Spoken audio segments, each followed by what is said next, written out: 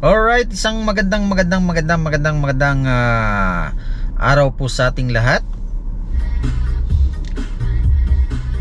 At naway ang kapayapaan ay nangingibabaw sa ating puso't isipan. Shout out sa mga all at naway nasa mabuti tayong kalagayan, ano? Ayun na nga po, balitang-balita ngayon, yung hindi na pagtuloy ng impeachment ni BP Sara. Kaya ang dami na namang mga o kaya samut-saring mga opinyon ang lumalabas ngayon. Dahil nga ang sabi ng iba ay bakit naman hindi na matutuloy? Ang dahilan daw po ay ang sabi ng Supreme Court ay 1 year barred, no? Pumasok doon sa 1 year barred kasi ang sabi pala diyan, pwedeng maghain ng impeachment isang beses lamang sa isang taon. Di ba nagpalit pa ng Congress ba 'yon? Hindi, sa Senado nagpalit pa, di ba? Kaya lalong hindi na nga pumasok, ano? Unconstitutional daw po ito ang sabi ng Supreme Court. Gayon pa man ay dapat nating dapat nilang galangin ang Supreme Court. Kahit sabihin natin na lalong-lalo na sa mga anti-DDS na nanggagalaiti. Dahil nga hindi nga ito natuloy, no, yung impeachment ni Vice President Sara Duterte. Kaya pwede naman yan, no? Kaya ang mga opinyon ng bawat isa ay nagiging hati. Alam nyo kasi, kung yan ay natuloy, maganda rin sana yun, di ba? Kung natuloy yan, para naman naging malinaw, no? Naging malinaw kung ano ba talaga itong hinahabol ng mga nagsumite o nagreklamo laban kay BP. Dahil nga hindi na matutuloy,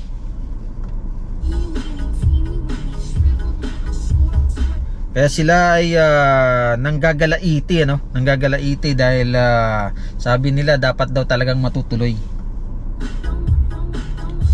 Kaya kung tatanungin natin yan, ay maganda rin sana natuloy para naging malinaw na kung mayroon ba talagang mga nilabag na batas. Pero kung inyong mapapansin, bakit nga ba ang Office of the Vice President lamang ang tinumbok nitong mga nagreklamo, no? Na kung saan lahat naman ng ahensya ng gobyerno ay mayroong confidential fund.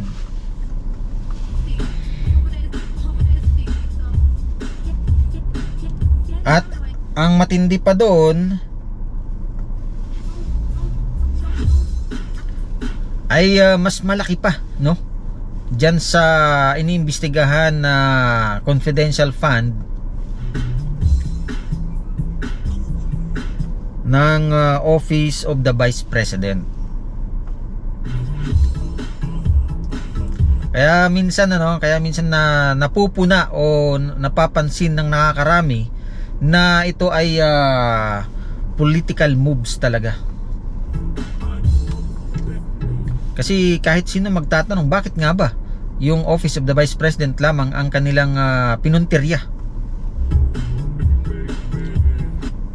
na kung saan ay mas malaki pa ang mga confidential fund ng ibang mga ibang ahensya ng gobyerno natin. Ganun pa man ay politics talaga ito, no? Kaya ay bahala na sila sa buhay nila diyan.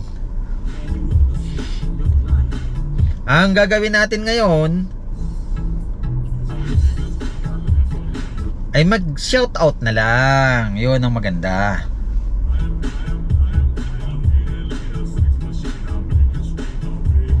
Kaya shout out kay Madam Remyo Bicol Pampanga. Ganon din kay That's Eva Vlog, no? Kay Fix and Review, yan. Kay EH Kitchen. Ganon din kay Honey Pie Life, yan, shout out. Kay KJ Food Corner. Ganon din kay Kakaaro Vlog. Ito si si Amigos Amigas ito eh. Kay JV143, yan, shout out.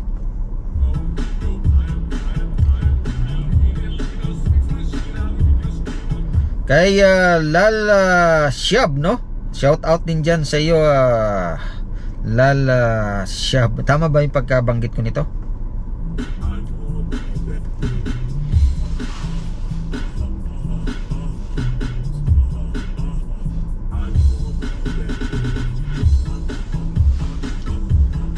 Ganon din kay Angel Avindanillo 4196, yan. Ay Albert De Jesus, yan, nasa bakasyon ito ngayon.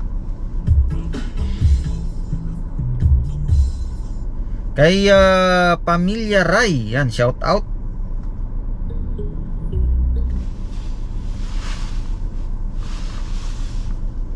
At kay Mama Ju, no, shout out.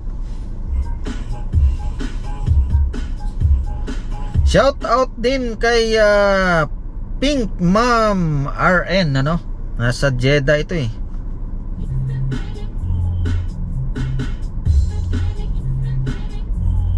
Ganon din kay Pinay the Countryside nabubulol.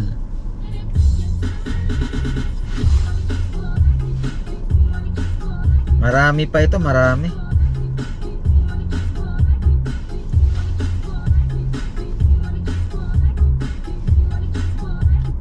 Kay Cooking with Nur, ayan, shout out. Kay Darrell Vlog, yan, marami ito, marami. Ganun din kay Inday Kokey, shout out. Kay John Vance Vlogs, yan, shout out. Kay Len 7718, shout out. Ganon din kay Grandma Emma Vlog, yan, shout out. Kay Sunflower Kitchen, shout out. Ganon din kay Sir Raf Mix TV, yan, shout out. Kay EJ Lucky One, yan, shout out uli. Shout out uli. Hindi ko pa pala na shout out, no. Nakita ko si Madam That's Eva, kaya sabi ko uli.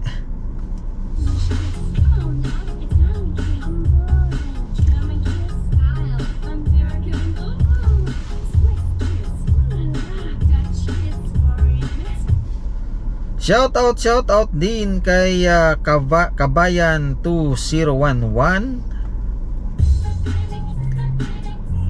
Kay Ate Neng sa USA ito.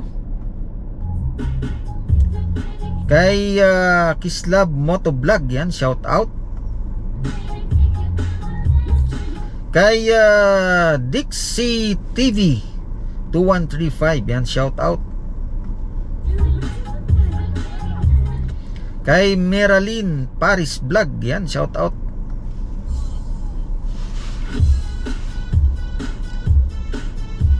Baka hindi na natin mabanggit yung iba nito, no?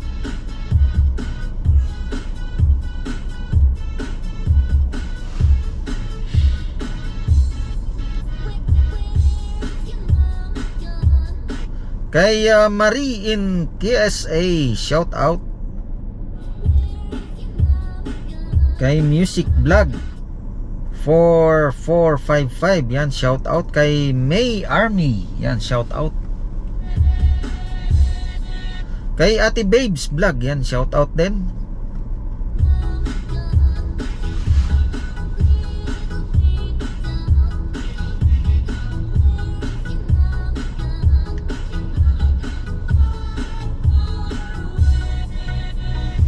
Tingnan pa natin ang iba rito kung sino pa bang ma-shout out natin. Kay Guitar 1004, yan, shout out. Kay Sir Lito dyan sa Dubai, no? Shout out. Yung ATM channel, no? Kay Sir Lito ito, eh.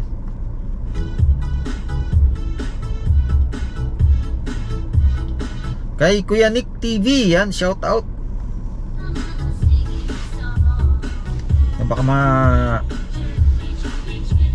Baka maabot ang isang araw sa ka-shout out.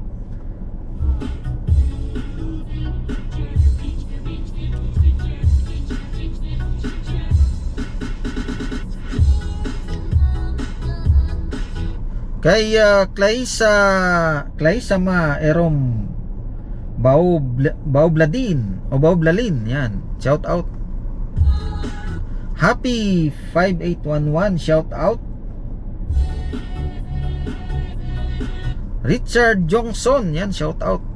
Kay Tons by Vlogs, yan, shout out din.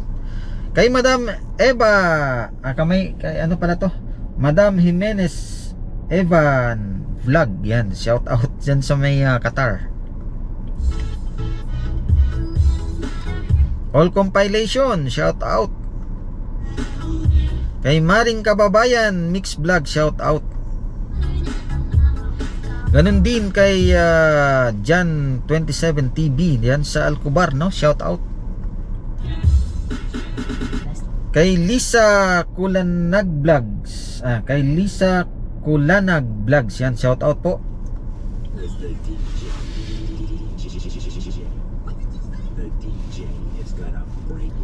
Hanapin pa natin, ano?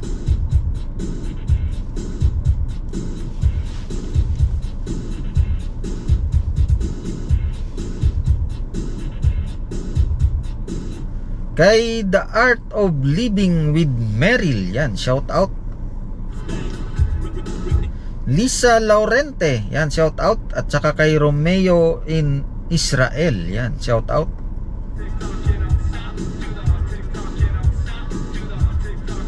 Ibs Kitchen, yan, shout out din po.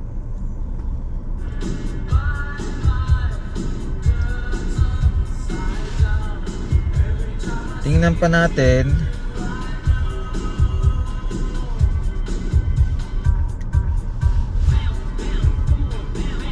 At doon pala sa mga nag-comment, ano, doon sa upload nating pag-awit ni Jessica, no?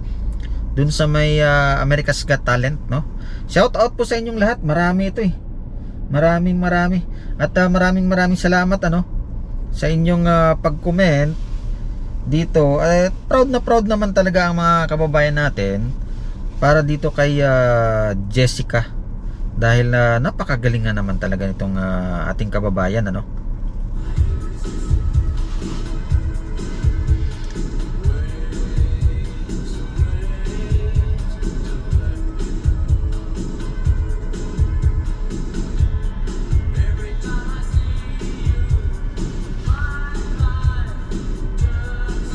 Sino pa bang hindi natin na shout out? Ed Snom Channel, yan, shout out.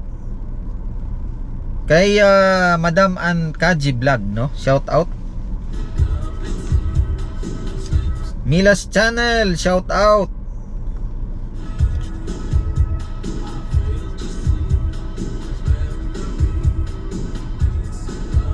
Ayan, medyo mahaba-haba na itong na-shoutout natin. At baka maubos ang ating oras sa kaka-shoutout, ano. Ayun po, ano, maraming salamat. At shoutout din dyan kay Our Nature Sound channel, ano, kay Attack PH, no, kay Matt Mandioya, shoutout. At sa mga kababayan natin dyan at sa mga kamag-anakan natin dyan sa Pilipinas, shoutout sa inyong lahat. At ingat po tayong lagi, no? Ingat po tayo lagi dahil sunod-sunod ang bagyo ngayon. Kaya mag-ingat po ang bawat isa. Yan lamang po ngayon sa usapin dyan tungkol sa impeachment. Ay hayaan na lang natin ang batas, no, ang masunod. Dapat talaga ang batas ang masusunod. Kung hindi man matutuloy yan, ay yan ay desisyon ng batas, no? Maraming salamat muli sa inyong panonood sa aking malit na channel.